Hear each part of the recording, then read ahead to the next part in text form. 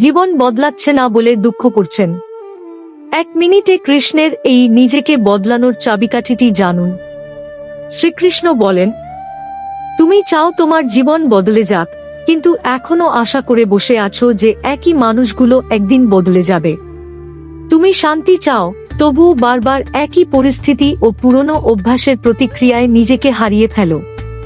শ্রীমদ্ভগবদ্গীতা আমাদের শিক্ষা দেয় প্রকৃত পরিবর্তন বাইরের জগতে নয়, শুরু হয় নিজের অন্তর থেকে।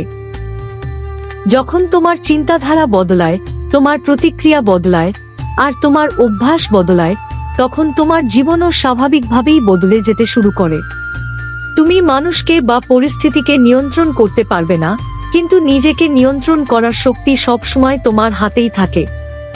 যখন অন্তরের পরিবর্তন ঘটে, তখন বাইরের পৃথিবীও ধীরে ধীরে তার সঙ্গে সামঞ্জস্যপূর্ণ হয়ে ওঠে।